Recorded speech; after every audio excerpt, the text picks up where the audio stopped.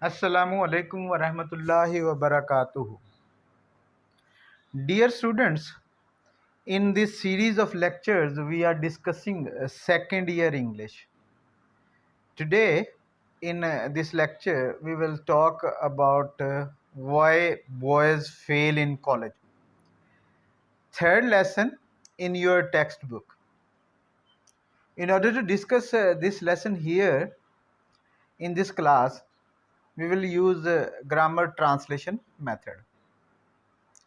Once again, I want to tell you that while doing this lesson with you, I'll be acting more as a facilitator of learning than as a teacher in the traditional sense of the word.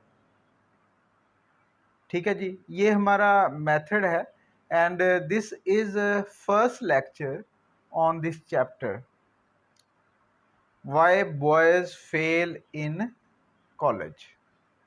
First of all आप heading पे देखें. जब आप heading को देखते हैं और heading के बाद क्वेश्चन मार्क का ना होना इस बात की अलामत है कि writer is not asking a question, rather he is going to give us a list of the causes due to which many students fail at college level. तो इससे हमें पता चल जाता है कि वो हमें कुछ रीजंस की लिस्ट देगा.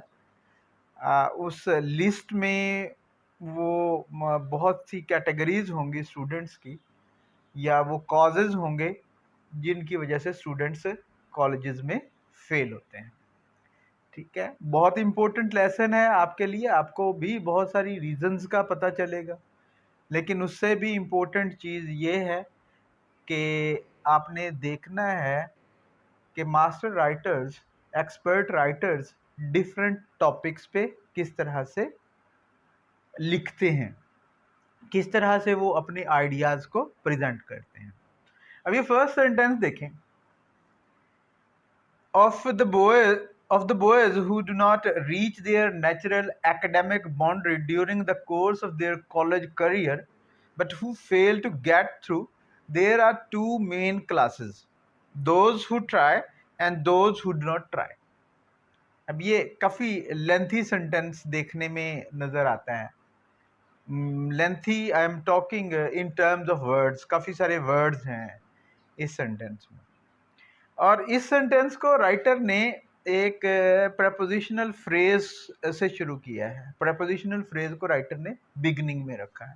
हालांकि राइटर के पास ये ऑप्शन मौजूद थी कि वो इस सेंटेंस को इस तरह से शुरू करता कि there are two main classes of the boys who do not reach their natural academic boundary during the course of their college career but who fail to get through.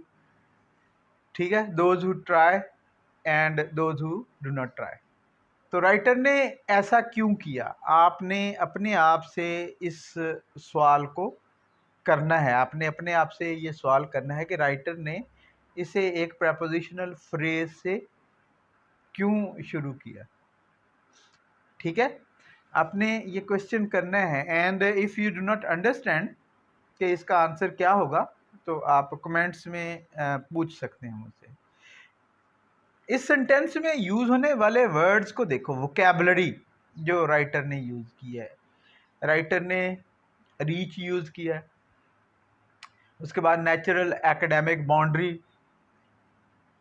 इस वर्ब फ्रेज को देखें कि writer simple सी भी बात कर सकता था कि there are two kinds of students who fail in colleges, लेकिन उसने इस किस्म की वोकैबुलरी क्यों यूज़ की है.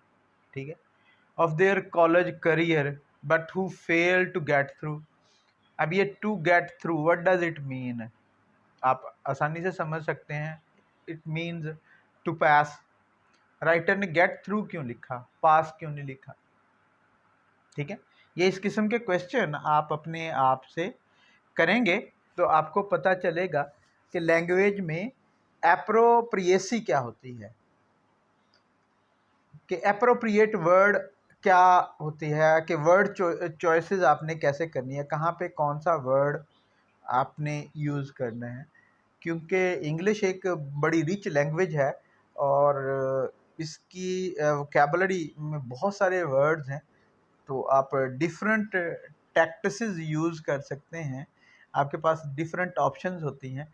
आपने एक पर्टिकुलर ऑप्शन को छोड़ना है और एक पर्टिकुलर ऑप्शन की तरफ जाना है, उसकी कोई सॉलिड रीज़न होनी चाहिए। फिर उसके बाद of course there are two main classes, ये तो सिंपल सी बात है, वो लिस्ट दे रहा है, those who try and those who do not try, कि कुछ कोशिश करते हैं, कुछ कोशिश नहीं करते। सिंपल सी बात है, राइट इसको कहते हैं कि सीधा टॉपिक में जाना, अपने टॉपिक के बारे में बात करना शुरू कर दो। राइटर ने इन the very first sentence he has made it clear कि वो जितने भी कॉलेज में स्टूडेंट्स फेल हो जाते हैं या अपने कॉलेज की एजुकेशन को पूरा नहीं कर पाते, उनकी दो कैटेगरीज हैं, दो काइंड्स हैं।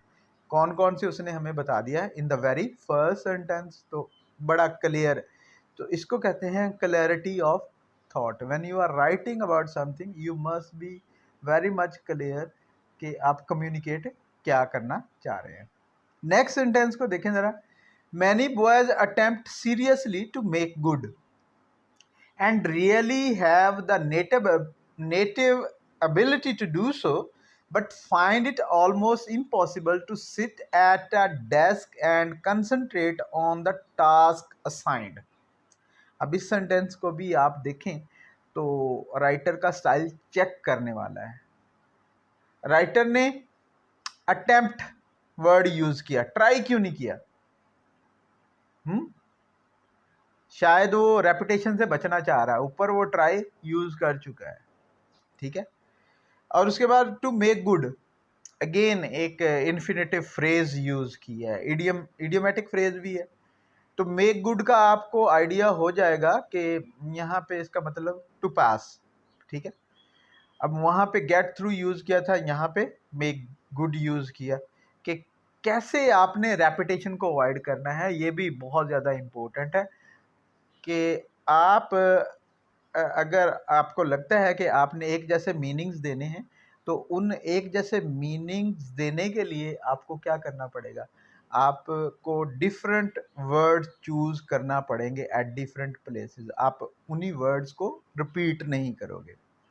And really have the ability to do so, अब ये एक क्लॉज है, पूरी एक क्लॉज है, लेकिन इसका सब्जेक्ट राइटर ने मिस कर दिया। तो सब्जेक्ट को मिस किया जा सकता है जब सब्जेक्ट अंडरस्टूड हो, यानी यहाँ पे सब्जेक्ट भी वो मैनी बॉयज था, राइटर उसकी जगह प्रोनाउन इस्तेमाल कर सकता था, they really have the native ability to do so. अब ये नेटिव वर्ड, ये भी बहुत इम्पोर्टेंट है। नेटिव का यहाँ पे मीनिंग इनबॉर्न, यानी पैदाइशी तौर पर उनमें ये सलाहियत होती है कि वो पास कर सकें, लेकिन आगे उसने बट अगेन सब्जेक्ट को मिस किया है, फाइंड इट ऑलमोस्ट इम्पॉसिबल, और ये आगे to sit at a desk. Infinitive phrase देखें ज़रा किस तरह से कंस्ट्रक्ट हुई है। एंड कंसंट्रेट, ठीक है, ऑन द टास्क असाइंड। अब इस प्रपोजिशनल फ्रेज को नोट करें कि ये प्रपोजिशनल फ्रेज किस किस्म की है, ठीक है। ऑन द टास्क, पहले प्रपोजिशन है, आर्टिकल है, देन नाउन है, एंड ये पास्ट पार्टिसिपल बाद में लगा है। अब ये ऑन द टास्क असाइंड की बजाय writer on the assigned task भी लिख सकता था, लेकिन इस किस्म की रूल्स को इस तरह से इन्वर्ट करना, रूल्स को इस तरह से पीछे छोड़ देने से कुछ ख़ास किस्म के इफ़ेक्ट्स क्रिएट होते हैं राइटिंग में, और writing becomes perhaps more interesting. And writer एक जो रीडर है, असल में जो कुछ भी लिखा जाता है उसमें प्लेयर का एलिमेंट बहुत ज़्यादा इम्पोर्टेंट होता है। जितना भी लिटरेचर है, लिटरेचर में जो कुछ भी है उसमें प्लेयर का एलिमेंट सबसे इम्पोर्टेंट होता है। और player writers different methods use करते हैं, डिफरेंट टेक्निक्स यूज़ करते हैं in order to provide player to their readers. और उनमें से एक टेक्निक सरप्राइज की टेक्निक होती है कि वो सरप्राइज करते हैं अपने रीडर्स को, अल्फाज को आगे पीछे करके या कोई और टेक्निक इस्तेमाल के। यहाँ पे राइटर इसी चीज़ को यूज़ कर रहा है, इसी टेक्निक को यूज़ कर रहा है, हमें वर्ड की अरेंजमेंट से सरप्राइज कर रहा है। तो as a writer when you yourself write, you should have this thing in your mind that you are not going out and writing something or talking about something as everyone is doing, जिस तरह से सब लोग करते हैं। आपने अपनी individuality को शो करना है, आपने शो करना, आपने सरप्राइज करने की कोशिश करनी है। ठीक है, आपने सरप्राइज करना, कंफ्यूज नहीं करना है। इस बात को हमेशा ज़हन में रखें कि कंफ्यूज नहीं करना, सरप्राइज करना है। सरप्राइज से प्लेयर मिलती है, कंफ्यूज करने से डिसअपॉइंटमेंट होती है। तो इस बात को हमेशा आपने जहन में रखना है जब भी आप लिख रहे हैं ऑन एनी टॉपिक। बहुत सारी सिचुएशंस होगी जहाँ पे आपको लिखना पड़ेगा, and through your writing you have to convince your readers that you understand an issue and you can analyze that issue. Then you can find, if that issue is a problem, you can find you can find solutions to that problem. ये आप से एक requirement होती है as a student. अगर आप अपने आप में इस एबिलिटी को डेवलप कर लेते हैं तो लाइफ में आपको बड़ी बड़ी जिम्मेदारियां मिलती हैं, आपको अहम रिस्पॉन्सिबिलिटीज मिलने का चांस ज़्यादा होता है। बहरहाल इन दोनों सेंटेंसेस को देखें, vocabulary no problem but writer is trying to use words in a different way. और लैंग्वेज को जब आप देखते हैं तो काफ़ी फिगरेटिव किस्म की लैंग्वेज यहाँ पे आपको यूज़ होती मिलती है। मसलन बाउंड्री का वर्ड बड़ा मशहूर है, हम बाउंड्री हद को पता है हमें। कोर्स का वर्ड यूज़ कर लिया राइटर ने, ये भी एक पिक्चर सजेस्ट करता है इन माइंड। तो बाकी वर्ड भी जो गेट थ्रू, मेक गुड, इस किस्म के वर्ड्स हैं, they are a part of very much concrete things. Concrete things को प्रेजेंट करने के लिए इस किस्म की वोकैबुलरी यूज़ होती है। चलिए नेक्स्ट सेंटेंसेस देखते हैं, and then we will talk about those sentences as well the way we have talked about these sentences here. ये देखें जी, ये अगले दो sentences. There is the boy who sits down to study, opens his book, and before starting on his work says to himself, I think that I had better sharpen my pencil. It needs it badly. अभी sentence को देखें, पूरे sentence को। There is the boy, principal clause है। अच्छा, ये the boy के साथ द क्यों लगाया राइटर ने? सिंगुलर नाउन है, आ क्यों नहीं लगाया? कमेंट्स में मेंशन कीजिएगा। ओके, आगे देखिए, रिलेटिव क्लॉजेज हैं। Who sits down to study, opens his book, again एक रिलेटिव क्लॉज है, लेकिन राइटर ने प्रोनाउन मिस कर दिया है। ये रिलेटिव प्रोनाउन था because it is understood. And before starting on his work, prepositional phrase को नोट करें, इसकी स्ट्रक्चर देखें और इसका फंक्शन देखें। Says, again clause, relative pronoun miss किया राइटर ने। टू हिमसेल्फ, ये पर्सनल प्रोनाउन का यूज देखें, ये हिमसेल्फ का। ठीक है, ये पर्सनल प्रोनाउन हिमसेल्फ क्या दो तरह के होते हैं, रिफ्लेक्सिव प्रोनाउन बोलते हैं और एम्फेटिक प्रोनाउन इनको बोलते हैं। जब ये सेल्फ वाली फॉर्म ये पर्सनल प्रोनाउन के साथ आ जाए तो आप देखें, ये एम्फेटिक एम्फेसिस के लिए यूज हो रहा है, बात को स्ट्रेस करने के लिए यूज हो रहा है, या it shows that the action done by the subject recoils on the subject, कि क्या सब्जेक्ट के एक्शन के बारे में बात हो रही है। उसके बाद देखें नेक्स्ट क्लास को, I think small class very, verbs और सब्जेक्ट का कॉम्बिनेशन है। And then that I had better sharpen my pencil. अब ये आई हैड बेटर, इसको भी आपने नोट करना है। इसके बाद वर्ब बेयर इन्फिनेटिव लगा हुआ है, ठीक है, ये ख्याल रखना है। करेक्शन में बाज़ का आपसे पूछते हैं, हैड बेटर के बाद आप बेयर इन्फिनेटिव यूज करते हैं। आई हैड बेटर शार्पन। अब ये शार्पन को भी आपने ध्यान में रखना है कि शार्प एडजेक्टिव होता है, उसके बाद ई एन लगा के इसे वर्ब में चेंज कर दिया गया। तो बहुत सारे ऐसे एडजेक्टिव्स होते हैं जिनके एंड पे आप ई एन ऐड करके उन्हें वर्ब में चेंज कर सकते हैं। तो इस बात को भी आपने नोट करना। माई pencil it needs it badly, ठीक है। ये अब देखिए किस तरह से राइटर ने एक सिंपल सी एग्जांपल, एक सिंपल सा ऑब्जर्वेशन यूज किया है in order to strengthen his argument, ठीक है। And when he has sharpened it, and का फंक्शन नोट करें कि ये एंड क्या काम कर रहा है, ठीक है। एंड कोऑर्डिनेटिंग कंजंक्शन होता है वैसे, और उसके बाद एक सबऑर्डिनेटिंग कंजंक्शन। मतलब क्या है कि आप coordinating conjunction and subordinating conjunction दोनों को साथ ला सकते हैं। वो फंक्शन क्या करेगा, अपने अर्लियर आपके आइडियाज़ को, जो अर्लियर आइडियाज़ हैं उनके साथ लिंक करेगा। He observes small clause, very small clause, subject plus verb. तो इस बात का आप आइडिया कर सकते हैं कि कैसे आपने छोटे छोटे क्लॉजेस कंस्ट्रक्ट करनी होती है, so that you do not make any mistake और आपका सेंटेंस हैवी ना लगे।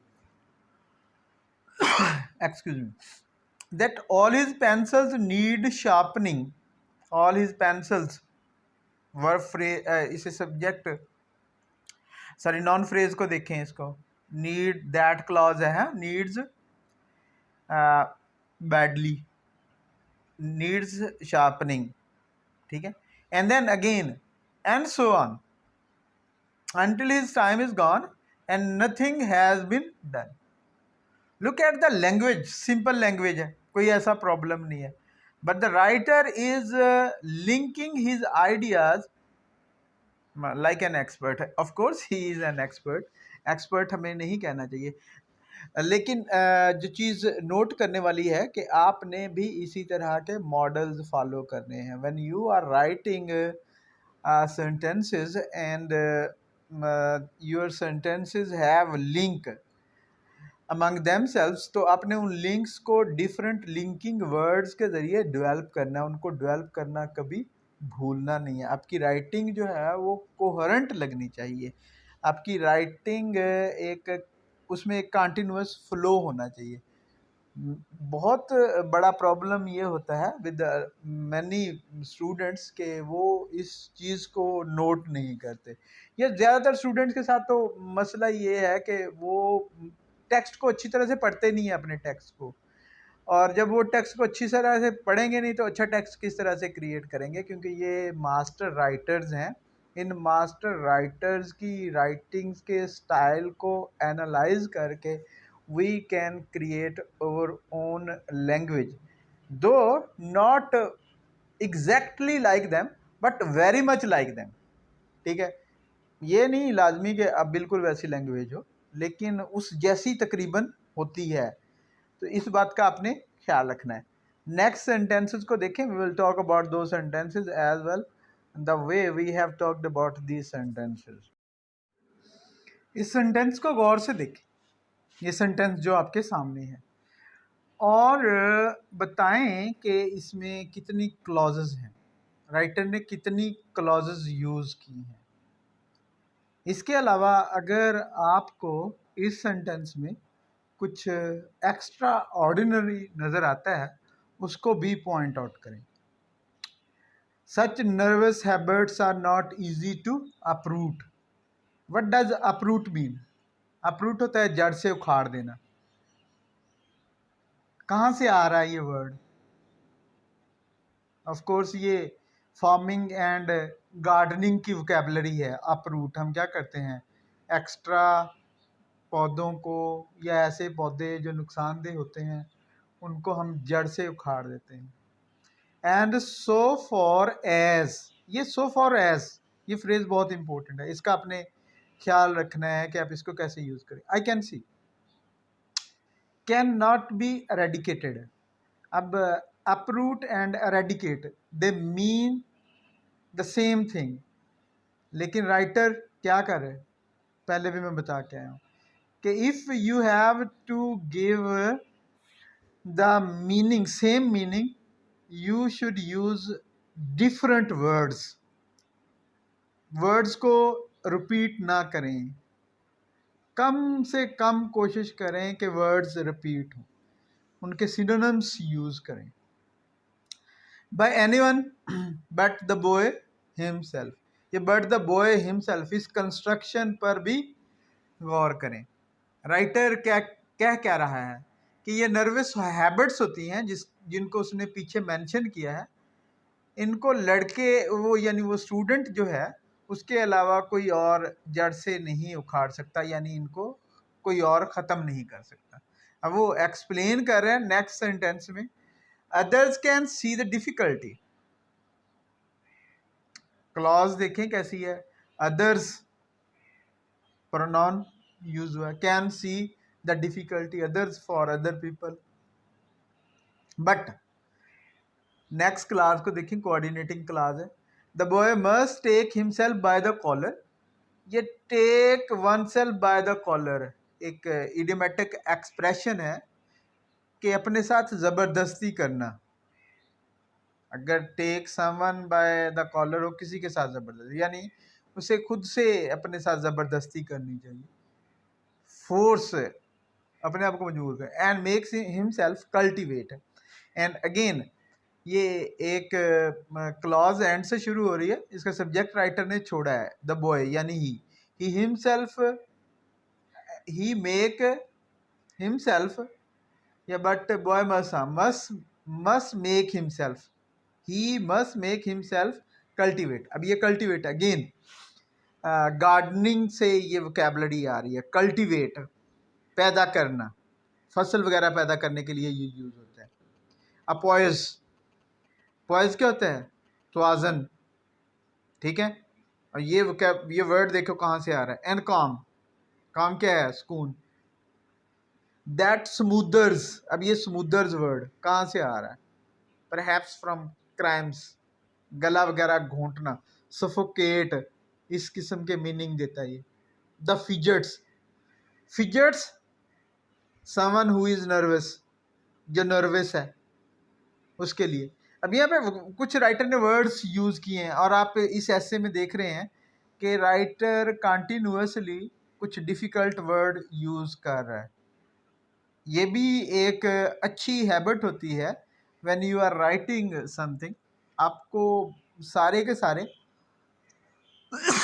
कॉमन वर्ड्स यूज नहीं करने चाहिए। आप की वोकैबुलरी में डिफ़िकल्ट वर्ड्स भी होने चाहिए, ऐसे वर्ड्स जो रीडर के लिए अनफेमिलियर हों, लेकिन इन अल्फाज की रेशो बहुत ज़्यादा नहीं होनी चाहिए। They should be in a very small ratio. अगर आप बहुत ज़्यादा डिफ़िकल्ट वर्ड्स यूज़ करेंगे तो रीडेबिलिटी का प्रॉब्लम आएगा। रीडेबिलिटी बहुत ज़्यादा नेसेसरी है। आजकल तो टूल आ गए हैं, उन टूल्स की मदद से आप जो कुछ आपने लिखा है उसकी रीडेबिलिटी का अंदाज़ा कर सकते हैं कि किस लेवल का रीडर उनको पढ़ सकता है, ठीक है।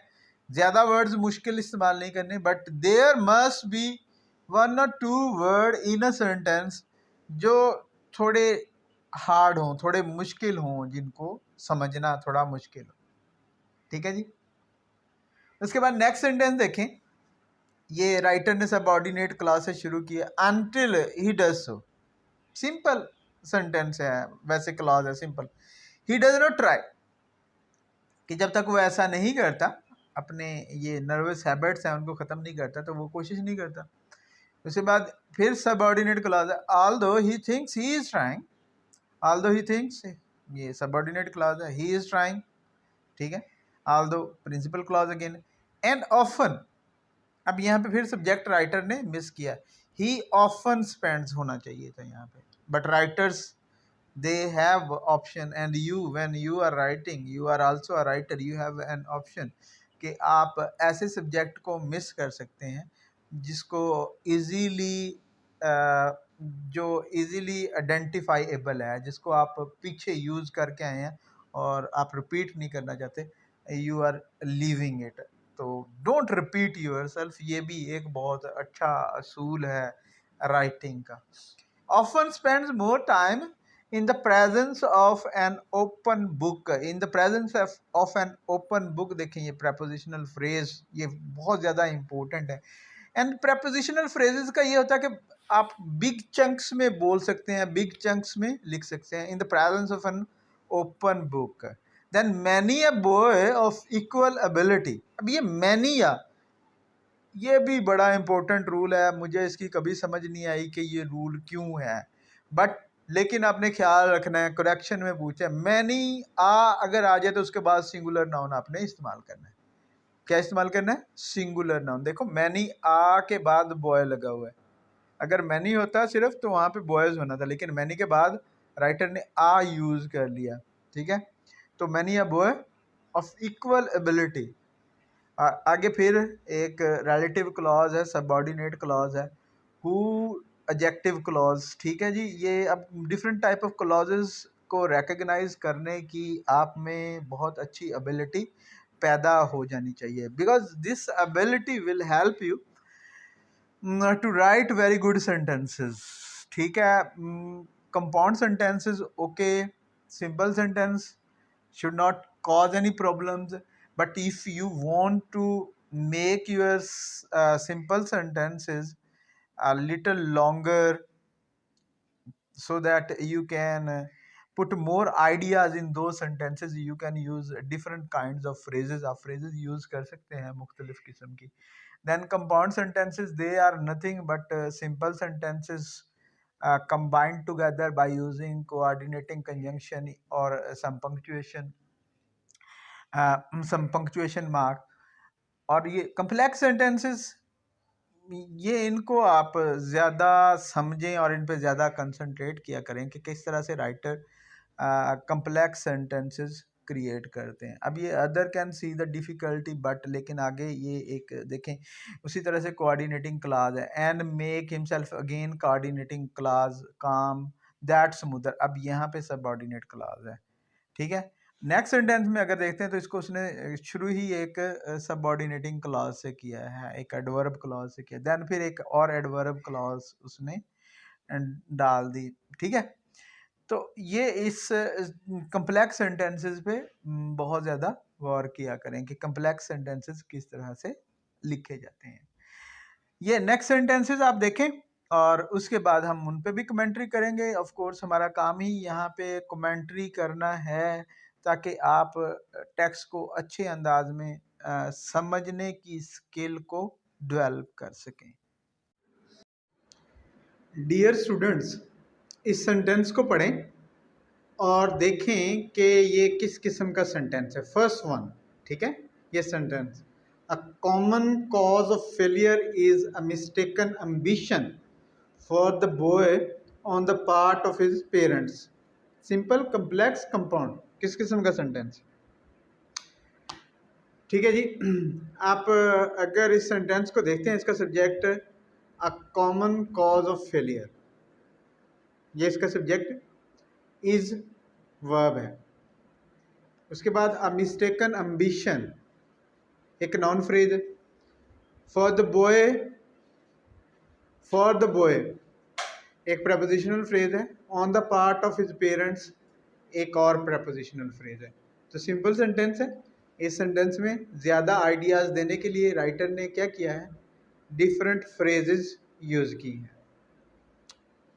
मोर often than I should wish, more often than I should wish, I find a boy who is not showing any interest in his work and who is not trying to do it with any distinction because he is following a direction mapped out by his parents that runs counter to all of his interests and abilities। अब इस sentence को देखिए, किस किस्म का sentence है? Principal clause कहाँ पे है इस सेंटेंस में? कहाँ पे है principal clause? I find a boy, ठीक है। उसके बाद सारी की सारी सबऑर्डिनेट क्लॉजेज है, और more often than I should wish ये भी सबऑर्डिनेट क्लॉज है। तो इस किस्म के सेंटेंस को ऑफ कोर्स आप एक कम्प्लेक्स सेंटेंस बोलेंगे।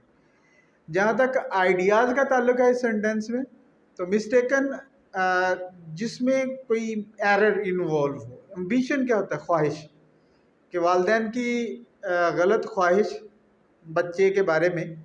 Most of the parents want their children to be doctors और इंजीनियर्स, ठीक है, और वो उनको मेडिकल या इंजीनियरिंग की फील्ड में डाल देते हैं।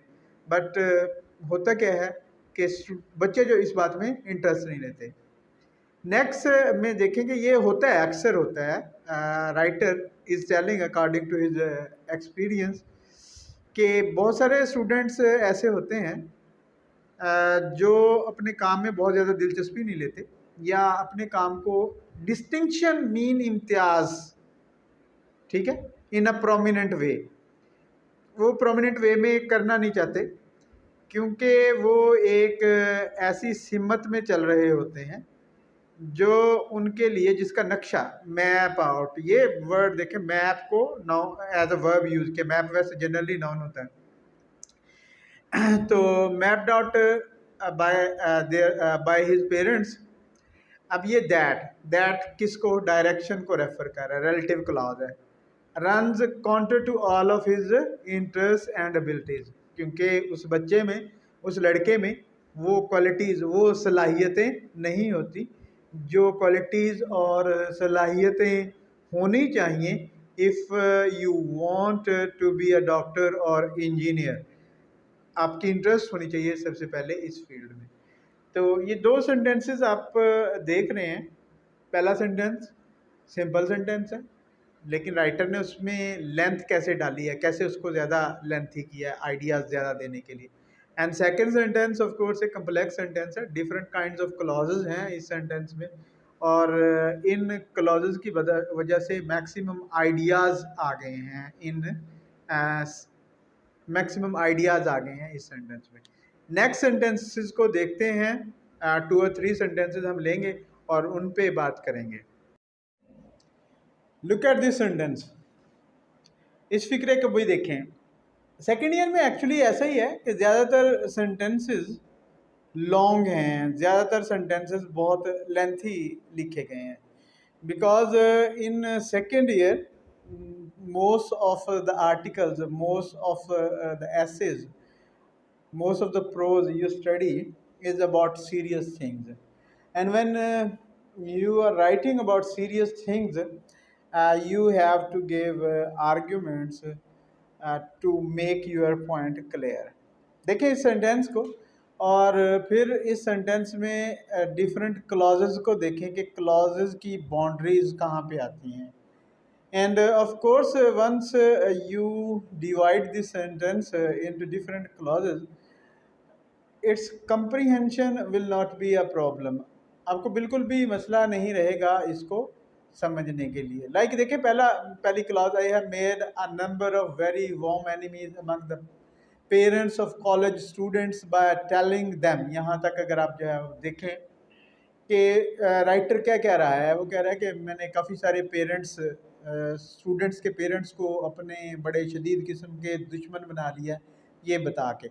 अब ये इतनी लंबी क्लॉज लिखने के लिए राइटर ने किया क्या है, देखें। A number of very warm enemies एक नाउन फ्रेज है, just nothing difficult. Among the parents prepositional phrase है।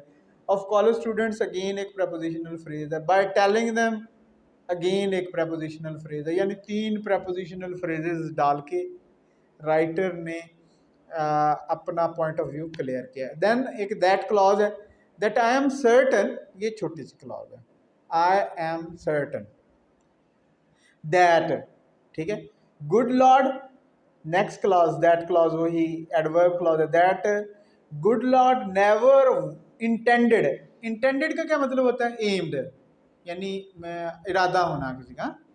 their son to be a physician or a dentist or an engineer। यहाँ पे ये सेंटेंस कंक्लूड होता है, यानी आप इसको कम्प्लेक्स सेंटेंस बोलेंगे। फर्स्ट क्लॉज प्रिंसिपल क्लॉज है जो आई से शुरू हो रही है, एंड देन 2 दैट क्लॉजेज हैं इस सेंटेंस में। तो आप देख सकते हैं कि किस तरह से आप डिफरेंट क्लॉजेज सेंटेंसेस में अरेंज करते हैं। ठीक है, as far as vocabulary is concerned, कुछ भी मेरा नहीं ख्याल के मुश्किल है। Good lord mean god, Allah ताला, खुदा ताला, कि खुदा ताला कभी भी नहीं चाहता था कि उनका बेटा फिजिशियन बने, डेंटिस्ट बने या इंजीनियर बने।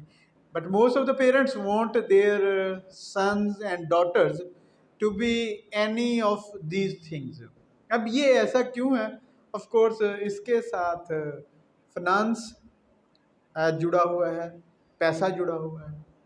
इन प्रोफेशन में लोग ज़्यादा पैसा कमाते हैं, तो दीज आर द रीज़न लोग चाहते हैं कि उनके बच्चे ये बने, या तो वो डॉक्टर बने या इंजीनियर बने। तो ये तो दिस इज़ वेरी कॉमन, हमारे यहाँ भी ऐसा ही है बिल्कुल।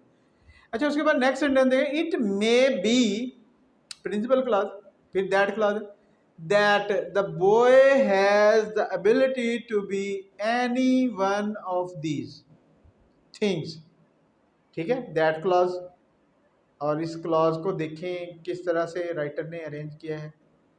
आगे कोऑर्डिनेटिंग क्लॉज है, but the long and short of it is, and long and short मुख्तसरन, इस फ्रेज को याद कर लो, इस एक्सप्रेशन को वैसे याद कर लो कि जब आपने मुख्तसरन कहना है कहीं पे इसके मीनिंग देने, तो लॉन्ग एंड शॉर्ट ये एक अच्छी फ्रेज है, एक अच्छा एक्सप्रेशन है।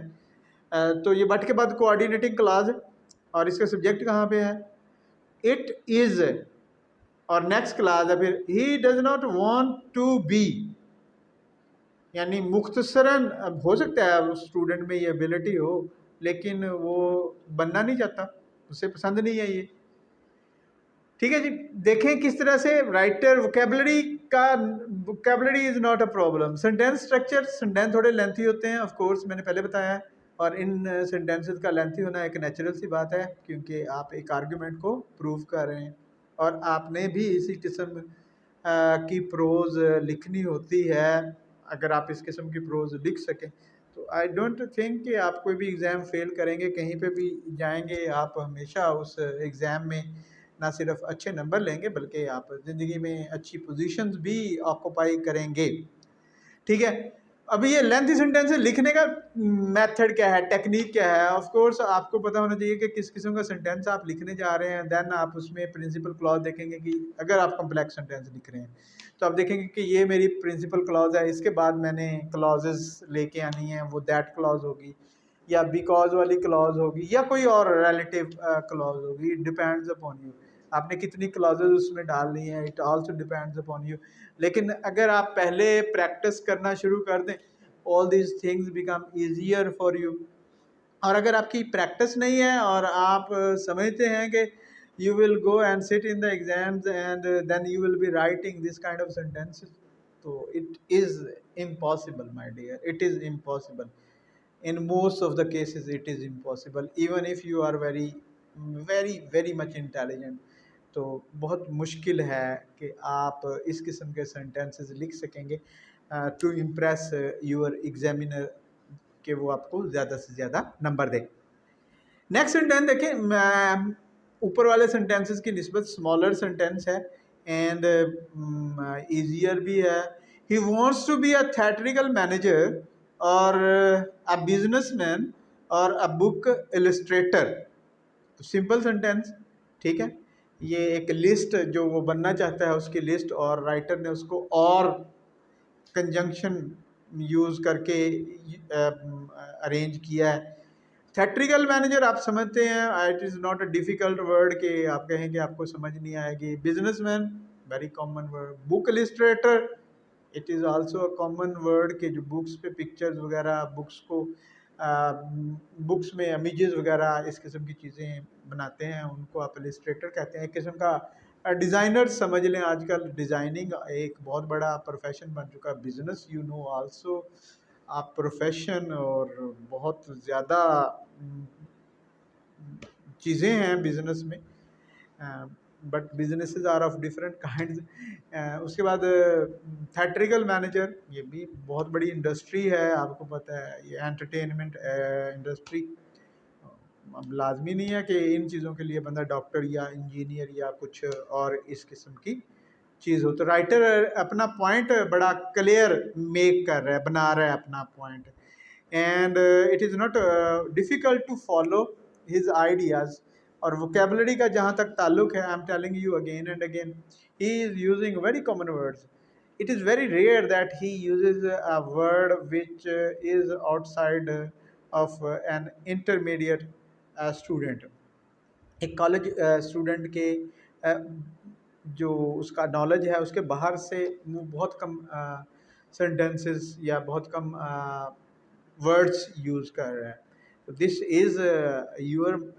is the method कि when you are writing you must not try to impress people with very heavy and difficult words.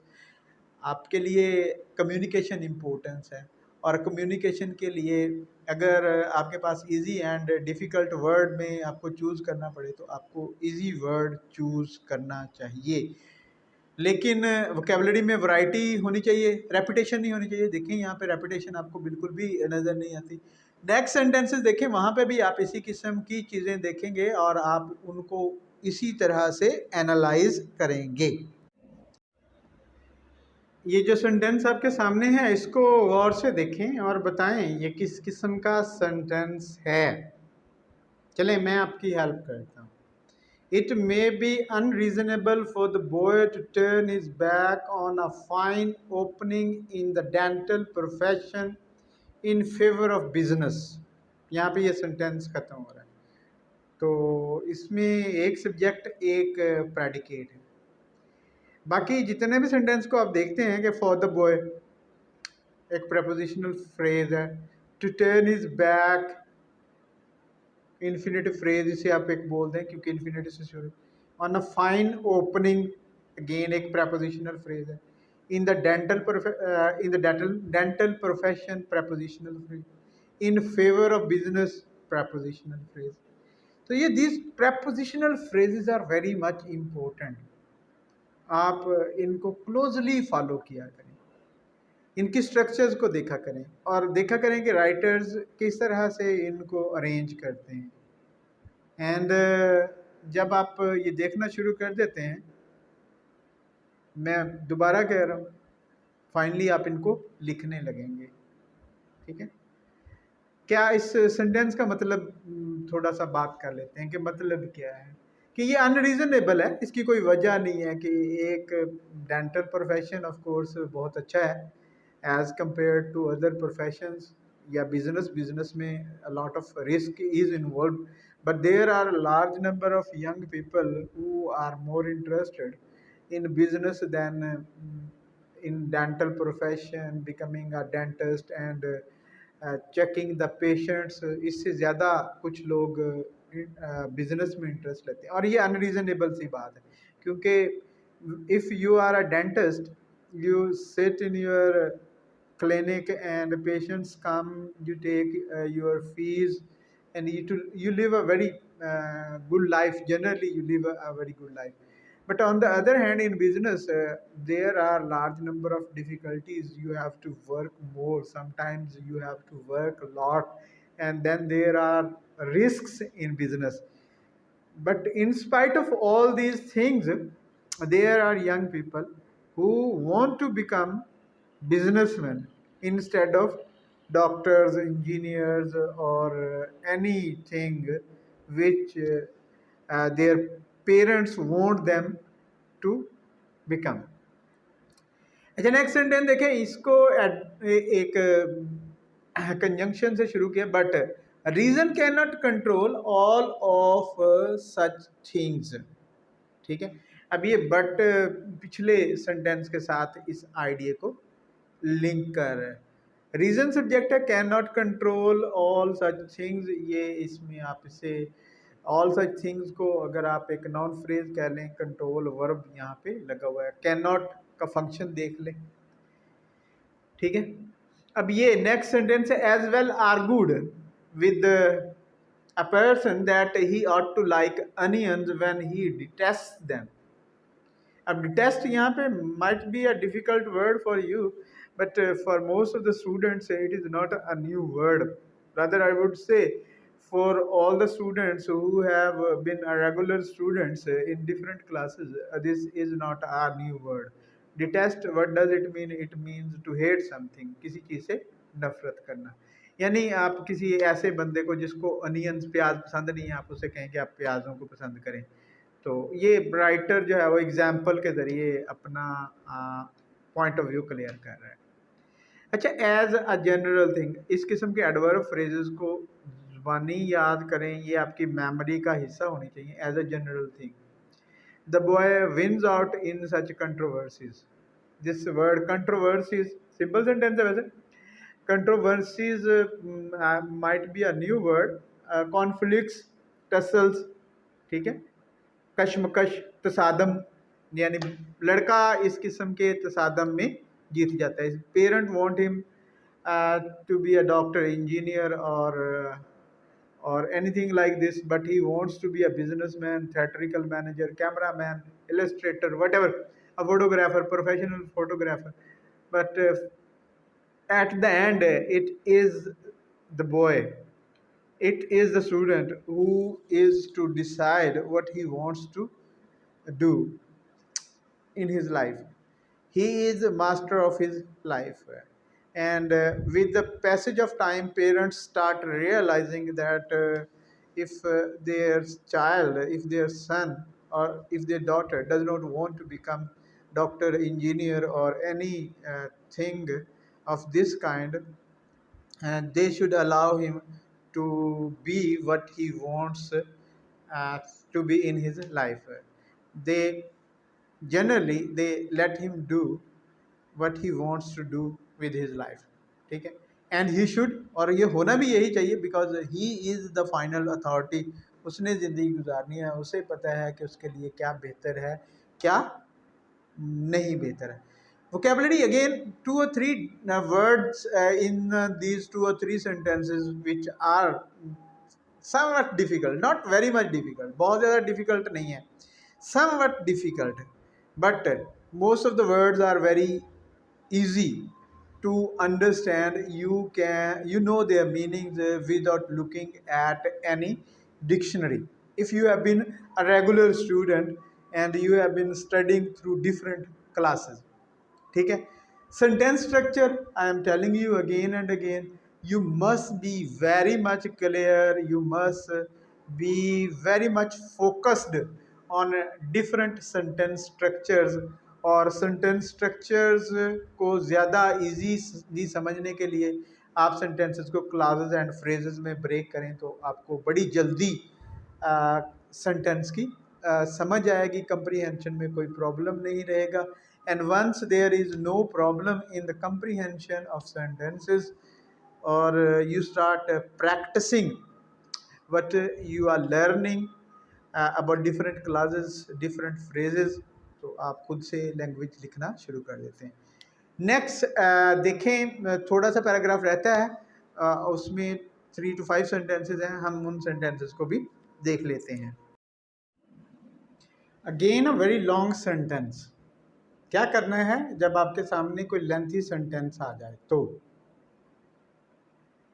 आपने उस सेंटेंस को उसके डिफरेंट पार्ट्स में ब्रेक कर लेना है।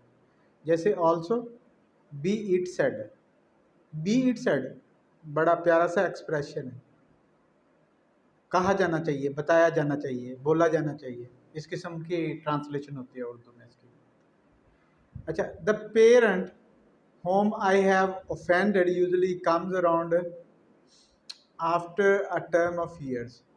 अगर आप सिर्फ यहाँ तक इस सेंटेंस को देखते हैं तो इसमें 2 क्लॉज हैं।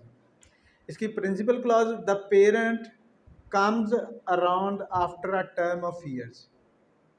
whom I have offended, तो ये इसकी सबऑर्डिनेट क्लॉज है। अब ये होम प्रोनाउन पेरेंट को पॉइंट आउट कर रहा है, पेरेंट की तरफ इशारा कर रहा है। इसका एंटीसीडेंट क्या, एंटीसीडेंट, क्या वर्ड बोला मैंने, एंटीसीडेंट, पेरेंट है। एंटीसीडेंट की डेफिनेशन मैंने पहले एक लेक्चर में बताई है, दोबारा मैं रिपीट कर देता हूँ कि ऐसा नाउन जिसकी तरफ कोई रिलेटिव प्रोनाउन इशारा करे उसे एंटीसीडेंट बोलते हैं। ठीक है, तो यहाँ तक स्टडी करने से ही हमें पता चल जाता है कि ये एक कम्प्लेक्स सेंटेंस है। एंड टेल्स मी, छोटी सी क्लॉज है ये, इसका सब्जेक्ट क्या है? पेरेंट या ही, अगर आप प्रोनाउन यूज करेंगे। That his son was right, ठीक है जी, हिज सन वॉज राइट। अब ये दैट क्लॉज को देखें, अगेन एक और दैट क्लॉज है, दैट क्लॉज सबऑर्डिनेट क्लॉज होती है। And that he is thankful to me for taking the part of the boy in the argument, ठीक है। तो ये क्लॉजेज हैं इस सेंटेंस में, और इसकी वजह से हम इसे एक कम्प्लेक्स सेंटेंस बोलेंगे, ठीक है। आपको क्लॉजेज का एनालिसिस करना आ जाना चाहिए। जितनी मर्तबा मैं बात कर चुका हूँ डिफरेंट काइंड्स ऑफ क्लॉजेज की और क्लॉजेज को रिकग्नाइज करने की, आपको पता चल जाना चाहिए कि ये प्रिंसिपल क्लॉज है, ये सबऑर्डिनेट क्लॉज है, ये सबऑर्डिनेट क्लॉज है। और सबऑर्डिनेट क्लॉजेज में आपको पता चलना चाहिए कि ये एडजेक्टिव क्लॉज है, ये नाउन क्लॉज है, ये एडवर्ब क्लॉज है। तो it is not difficult. Adjective clause क्या, वो किसी ना किसी नाउन को डिफाइन कर रही होगी, ठीक है। एंड एडवर्ब क्लॉज हमें आइडिया प्लेस का, टाइम का, मैनर का, इस तरह से कुछ आइडिया दे रही होगी, या वर्ब के बारे में फर्दर कुछ बता रही होगी। और नॉन क्लॉजेज ये थोड़ी डिफ़िकल्ट होती हैं। एडवर्ब क्लॉजेज और नॉन क्लॉजेज में डिस्टिंक्शन करना समटाइम्स मुश्किल हो जाता है, लेकिन फिर भी कि अगर कोई क्लॉज किसी सेंटेंस का सब्जेक्ट है तो वो नॉन क्लॉज होगी, वर्ब का ऑब्जेक्ट है तो नॉन क्लॉज होगी, प्रपोजिशन का ऑब्जेक्ट है तो नॉन क्लॉज होगी। तो हम आइडिया कर सकते हैं कि कौन सी क्लॉज किस किस्म की क्लॉज है। अगेन अगर आप इस सेंटेंस को देखें, लेंथ तो है इसमें, लेकिन वोकेबलरी बिल्कुल भी डिफ़िकल्ट नहीं है। ये कम्स अराउंड इडियोमेटिकली भी यूज़ होता है। कम्स अराउंड का मतलब क्या होता है? टू गेट रिकनसाइल्ड, सुलह कर लेना, कायल हो जाना। हाँ, कि इस किस्म के वालदैन जो नाराज़ हो जाते हैं पहले, जब of course as a teacher you tell a parent that his son does not have the ability or does not have the interest to become a doctor, engineer or dentist, तो वो नाराज़ होते हैं पेरेंट्स।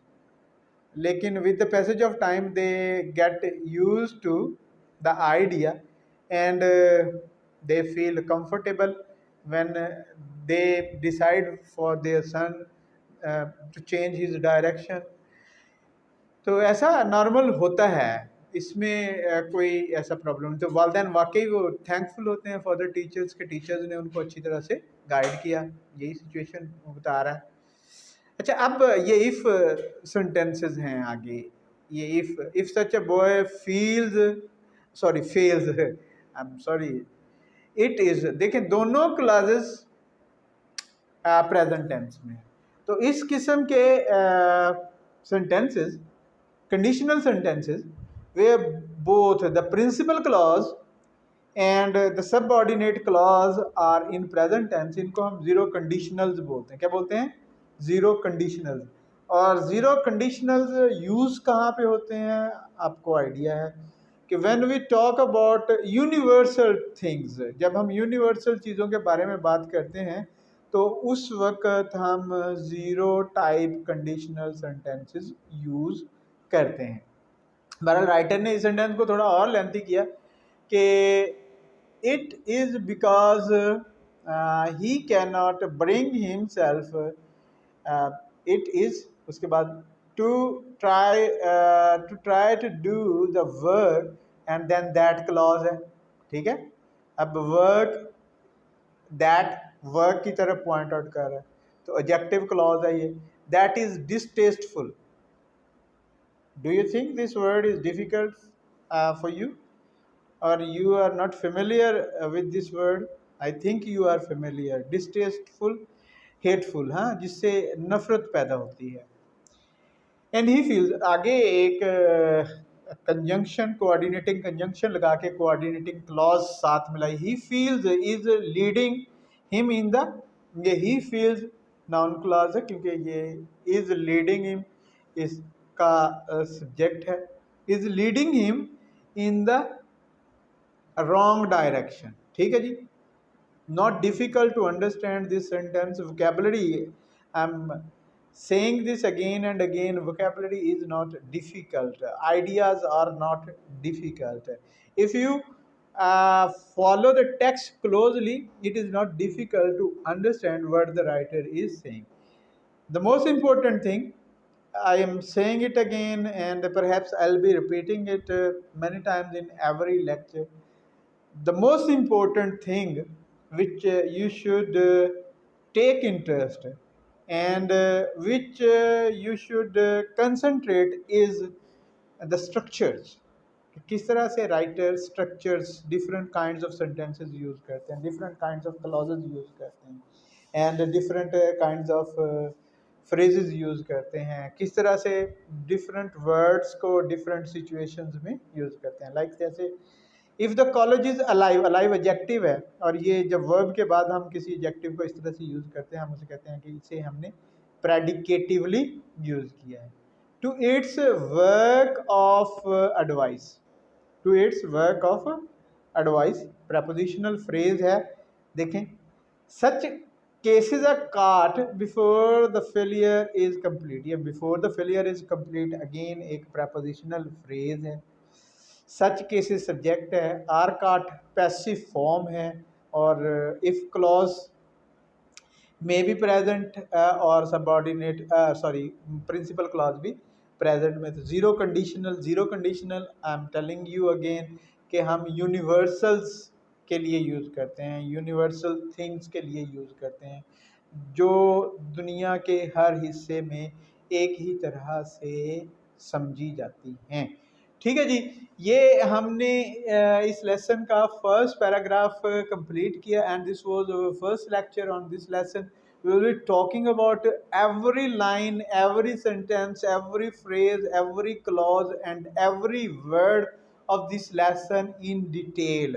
और आपसे question, you can be asked different type of questions in order to check your comprehension of the lesson as well as your knowledge of constructing sentences. तो वो question क्या हो सकते हैं हम एंड पे डिस्कस करेंगे उनको, बिकॉज इफ़ आप जो एक्सरसाइज में दिए हुए क्वेश्चन हैं उन पे अच्छी तरह से प्रैक्टिस कर लें और आपने अच्छी तरह से लेसन पढ़ा हो, it is not possible that you will miss any question in your examination paper. इंशाल्लाह इन अवर next lesson we will be talking about this lesson, this chapter, further more remaining part हम इसका डिस्कस कर रहे होंगे। Till then अल्लाह हाफिज़।